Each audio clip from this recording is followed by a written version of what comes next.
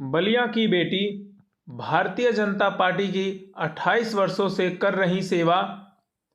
आज press conference के दौरान उन्होंने बलिया के विकास कराने के लिए बहुत सारी बातें कहीं, जिसे हम आपको इस वीडियो में दिखाएंगे और उनसे जानते हैं कि बलिया की विकास के लिए और क्या करेंगी। रामगढ़ बलिहार की बेटी हूँ। विगत 28 वर्ष से मैं भारतीय जनता पार्टी की सेवा कर रही हूँ। कई पदों पर रही हूँ। महिला मोर्चा राष्ट्रीय कार्यकारिणी सदस्य हूँ इस वक्त, और उससे भी ज़्यादा गर्वित बलिया की बेटी हूँ। साथ ही साथ एक सैन्य परिवार की बेटी हूँ। तो सेवा नीति के भाव से आई हूँ। अगर भारतीय जनता पार्टी के शीर्ष नेतृत्व जैसा कि कुछ उन्होंने विश्वास दिखाया है, कुछ और दिखा दें, तो मुझे लगता है कि 5 वर्ष भी मेरे लिए कम पड़ जाएंगे मेरी सेवा करने में, और मुझे और भी उससे भी ज़्यादा का काम ज़रूर दिया जाएगा बलिया भूमि से। आज आपके द्वारा प्रेस कॉन्फ्रेंस का आयोजन किया गया है। क्या कुछ मुद्दे हैं, किन मुद्दों को लेकर आज अब बलिया आई हुई हैं, और क्या आपका चुनावी एजेंडा रहेगा, किस बातों को लेकर आप जनता के बीच जाएंगे?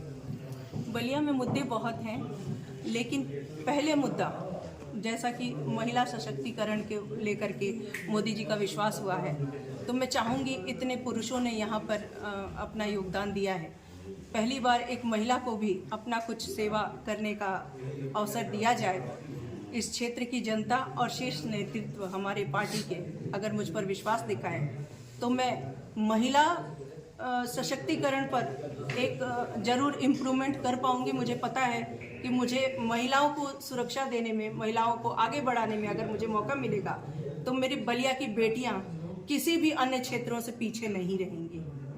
तो यानी मुख्य उद्देश्य बलिया में यानी आपका आने का मतलब कि लोकसभा चुनाव लड़ना है, तो क्या भाजपा आपको टिकट दे रही है? उम्मीद तो कर रही हूँ। मैंने बहुत निरंतर काम किया है और मेरे काम का सीवी सब तक है, सबके पास पहुंचा है। सब जानते हैं कि मैं सेवा ही करती रही हूँ।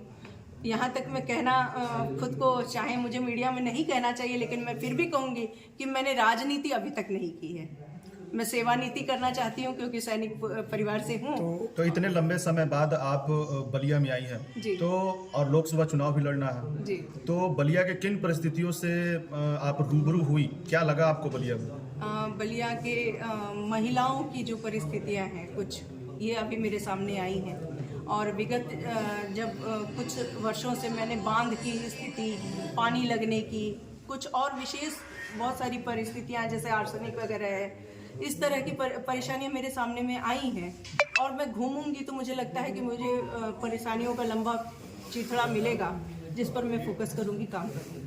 तो क्या ये चुनावी आपका पहला है, या इसके पूरे में भी आप कहीं से चुनाव लड़? मैंने कॉरपोरेशन का एक चुनाव लड़ने का प्रयास किया था बंगाल से, लेकिन वो चुनाव नहीं था, वो मेरी पार्टी को चैलेंज किया गया था, तो मैं उस चैलेंज पर खड़ी मिली थी। बाकी वहाँ भी रिजल्ट मेरा 2 दिन में मैंने जो गेन किया था, मुझे पता है। तो क्या कहना चाहेंगी बलिया की जनता से?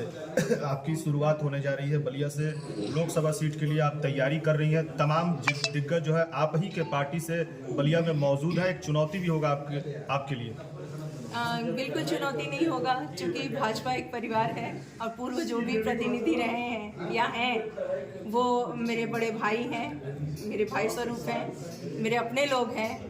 और जिस तरह मैं हमेशा से चुनाव में उनका सहयोग करती रही हूँ, या बतौर उनसे मेरा संपर्क आज भी अच्छा है, तो मुझे लगता है कि मेरे चुनाव में भी वो इसी तरह की सहभागिता करें। आप कितने साल बाद बलिया में? मैं बलिया में हमेशा आती रहती हूँ। अगर आपको भाजपा टिकट नहीं देती है, तो क्या बलिया में रहेंगी? जो मुद्दे आपके दिमाग में है बलिया के लिए, क्या उन मुद्दों पे खड़ी उतरेंगी? टिकट न मिलने के बाद भी नेताओं की जिम्मेदारी खत्म नहीं होती है, या फिर आप वापस लौट जाएंगे? नहीं, बिल्कुल नहीं लौटूंगी। अब तो बिल्कुल नहीं लौटूंगी, क्योंकि अगर बलिया की जनता की, बलिया की महिलाओं की, बलिया के लोगों की अगर मैं कुछ सेवा बिना टिकट भी कर पाऊँ, तो मैं बिल्कुल मिलूंगी। टिकट मेरे लिए सिर्फ एक ऐसा मुद्दा है कि टिकट मिलेगा तो मुझे ये एश्योरिटी रहेगी कि मैं 5 वर्ष आराम से काम कर सकूँ। टिकट और कोई इतना विशेष नहीं होता है काम करने के लिए। जैसे फौज में अगर आप देशभक्ति करना चाहते हैं तो जरूरी नहीं कि आप वर्दी पहने, ठीक वैसे ही अगर मुझे अपने क्षेत्र की सेवा करनी है तो मुझे ज़रूरी नहीं कि टिकट मिले, पर मुझे ये विश्वास है कि शीर्ष नेतृत्व इस पर ज़रूर विचार करेगा। Thank you.